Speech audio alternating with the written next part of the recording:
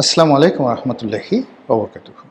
সম্মানিত দর্শক, বাংলাদেশের প্রধান দুটো রাজনৈতিক দল আওয়ামী লীগ এবং বিএনপি, তাদের রাজনীতি কি শেষ হতে চলেছে? বাংলাদেশে কি কোনো তৃতীয় অথবা চতুর্থ যে রাজনৈতিক শক্তি সেটির অভ্যুত্থান হতে যাচ্ছে? অথবা আমাদের দেশে যে একটা উদার গণতান্ত্রিক যে রাজনীতি, যেটিকে পশ্চিমা ধাঁচের ক্যাপিটাল, সেমি ক্যাপিটাল, তারপর সেমি কমিউনিস্ট, সেমি ধর্মনিরপেক্ষ, আবার অনেকটা সেমি ফান্ডামেন্টাল, সব মিলিয়ে একটা ধর্মনিরপেক্ষতার আড়ালে সব কিছুর একটা জগা খিচুড়ির রাজনীতি এবং সরকার ব্যবস্থা চালু ছিল আজকের দিন পর্যন্ত। এটা কি আগামীকাল চলবে, নাকি এখানে একটা উগ্র দক্ষিণপন্থা চলে আসবে, নাকি এখানে ঠিক মার্কিন তাবেদার যে রাষ্ট্রগুলো হয় ওইরকম ধাঁচের কোনো রাষ্ট্র আসবে, অথবা আফগানিস্তান, ইরান, তুরস্ক ইত্যাদি রাষ্ট্রসমূহে যে সরকার ব্যবস্থা চলছে, রাজনীতি চলছে, আমাদের দেশে কি ঠিক সেরকম কিছু একটা শুরু হবে কিনা, এই প্রশ্নটি এখন মারাত্মক আকার ধারণ করেছে। আমরা এখন ঠিক না বেহেশত না দোজক, না উত্থান না পতন, সব কিছুর একটা মাঝামাঝি জায়গাতে রয়েছে, যা কিনা একটি জাতি গঠন, একটি রাজনীতির যে ট্রানজিশন, এর জন্য খুব, যাকে বলা হয়, সাংকেতিক, অর্থবহ এবং একই সঙ্গে জটিল একটি সময় আমরা পার করছি। আপাত দৃষ্টিতে বিএনপি যারা লোকজন রয়েছেন তারা খুব খুশি যে তাদের প্রধান প্রতিদ্বন্দ্বী আওয়ামী লীগ নেই, আর আওয়ামী লীগের যে প্রতিদ্বন্দ্বী হিসেবে যারা, তারা এখন রাষ্ট্র ক্ষমতায়।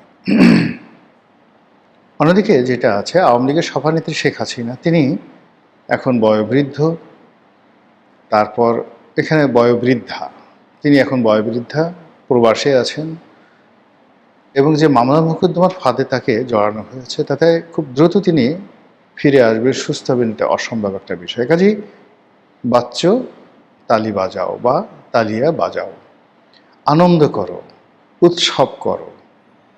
2001 সন পর্যন্ত না, 2041 সন পর্যন্ত কিভাবে ক্ষমতায় থাকা যায় সেটার পরিকল্পনা করো।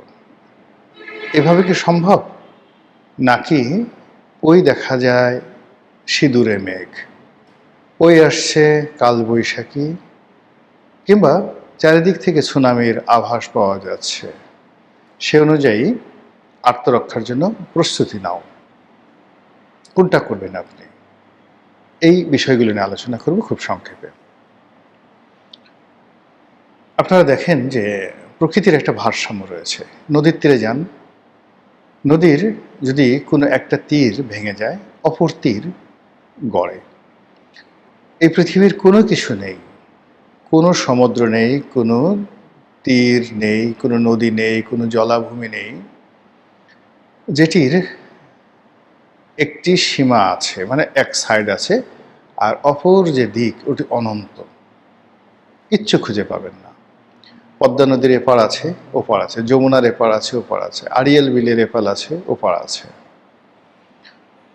রাজনীতিরও এপার আছে, ওপার আছে, মানে শক্ত একটা প্রতিদ্বন্দ্বী থাকতে হবে। যে রাষ্ট্রে, যে সমাজে এই রাজনৈতিক প্রতিদ্বন্দ্বী না থাকে, সেই রাষ্ট্রে কখনোই রাজনৈতিক বিধি ব্যবস্থা প্রাতিষ্ঠানিক লোক লাভ করে না। একটি দল খুব বেশি শক্তিশালী হয়ে যায় মানে সেই দলটি পতিত হওয়ার জন্য, পতন হওয়ার জন্য সেই দলের এই শক্তিমত্তা ব্যাপক হারে বাড়তে থাকে। আপনি যদি ইটালির ফ্যাসিজমের চিন্তা করেন, মুসোলিনি অত্যন্ত জনপ্রিয় দল হিসেবে, জনপ্রিয় ব্যক্তি হিসেবে তিনি ক্ষমতায় এলেন, আর সকল রাজনৈতিক প্রতিপক্ষকে শেষ করে দেওয়ার পর তিনি শেষ হয়ে গেলেন চিরতরে। এখন ফ্যাসিস্ট যে শব্দটি, এটি একটা গালি। সিমিলারলি ইতালির নাৎসিবাদ অত্যন্ত জনপ্রিয়। এবং অ্যাডলফ হিটলার তিনি যে রাজনীতিতে এলেন জাস্ট লাইক প্রিন্স, মহাকালের সবচেয়ে জনপ্রিয় ব্যক্তি হিসেবে তিনি জার্মানির রাষ্ট্রীয় ক্ষমতায় এসেছিলেন এবং একটি ভঙ্গুর অর্থনীতি, একটি পরাধীন জাতিসত্তা, প্রথম মহাযুদ্ধের পরে জার্মানির যে নির্মম পরাজয়, সেখান থেকে জার্মান জাতীয়তাবাদকে তিনি এমন একটা জায়গাতে নিয়ে গেলেন যে জার্মানির লোক তাকে মাথায় করে ডাকছিল। সেই তিনি হঠাৎ করে প্রতিদ্বন্দ্বী দমন করার নামে যে তাণ্ডব শুরু করলেন, সেই তাণ্ডবে সারা পৃথিবী তছনছ হল। তিনি আত্মহত্যা করলেন, তার দল চিরতরে শেষ হয়ে গেল। তো সেই দিক থেকে আমাদের বাংলাদেশে এই যে মানে প্রতিপক্ষকে দমন করার যে কালচার, এটা শুরু হয়ে গেল এরশাদ জামানা থেকে।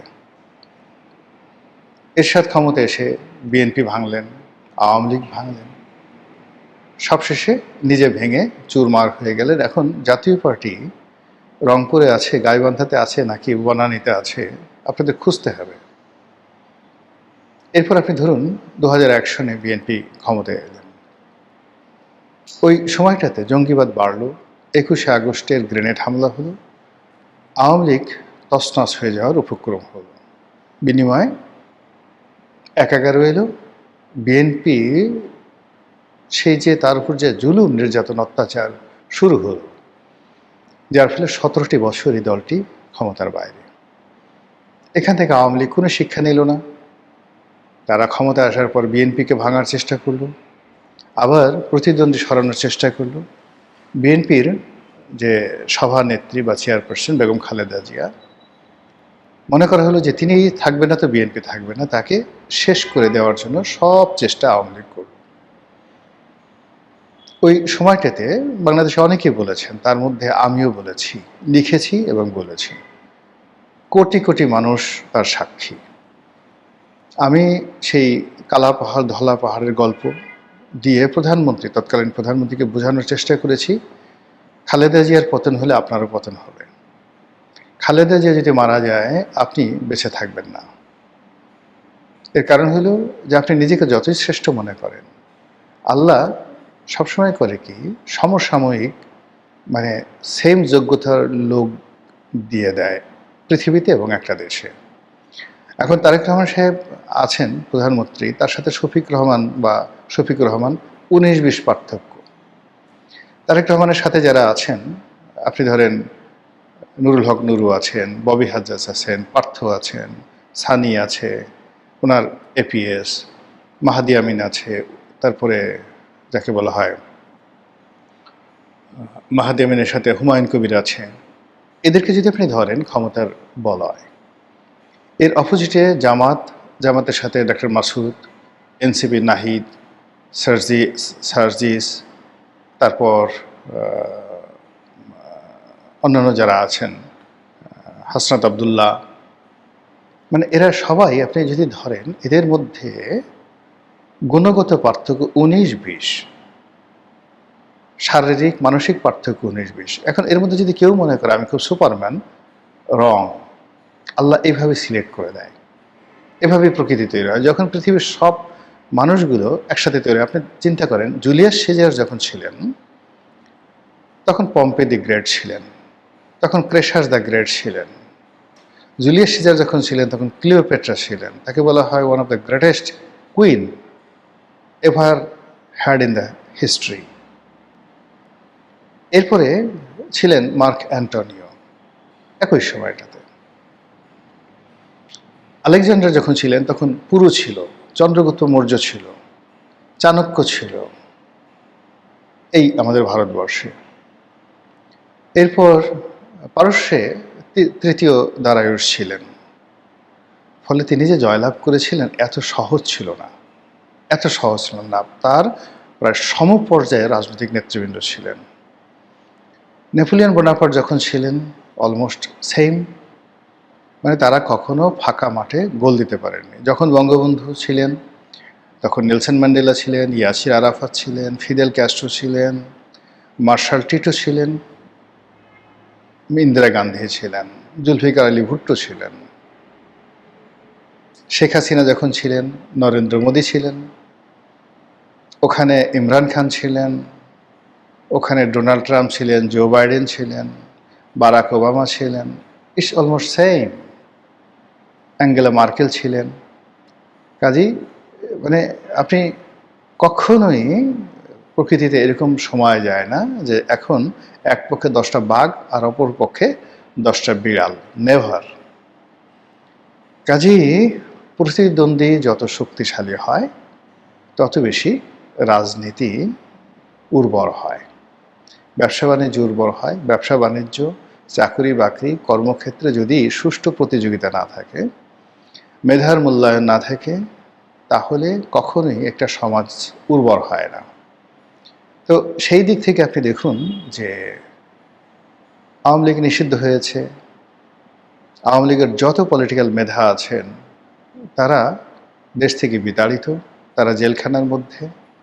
ফলে কি হলো, এখন সরকারি দলে যেটা আছে, yes boss, yes sir, yes হুজুর, ইয়েস হজরত, ইয়েস মাদ্দাজিল্লুহুল আলী। বিরোধী দলে যারা আছেন, ইয়েস মোহতারাম, ইয়েস টাটকা অলি, ইয়েস গাউস, ইয়েস কুতুব, ইয়েস আমিরুল মোমিনিন, ইয়েস আমিরুল মুসলিমিন। এর বাইরে কোনো কিছু নেই।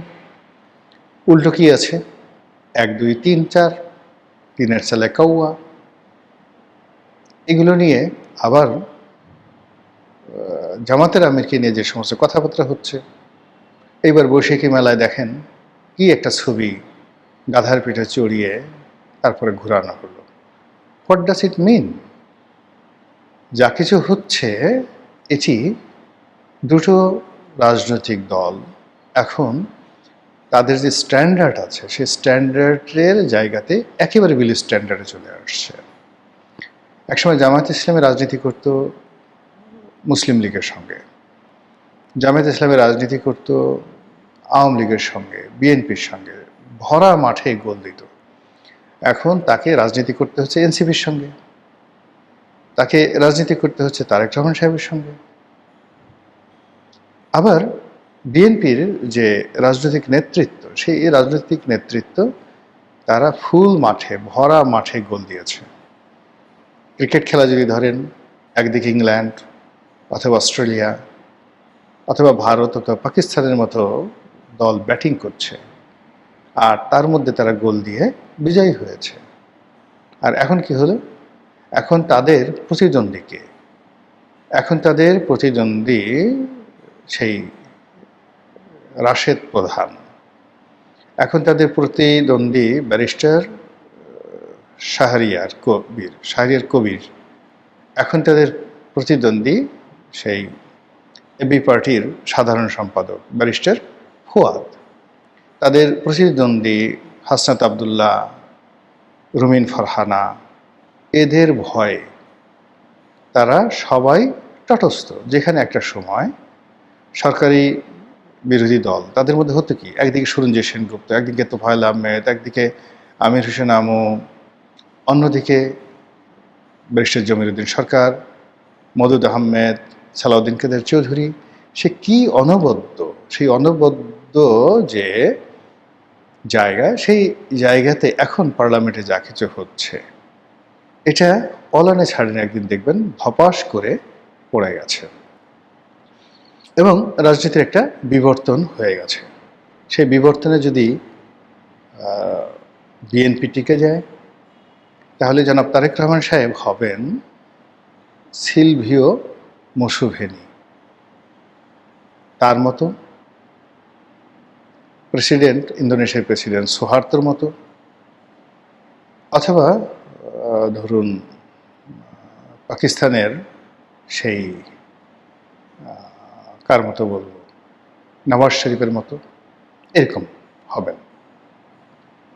আবার যদি তিনি ফেল করেন, এখানে আরেকটা রেভলিউশন হবে।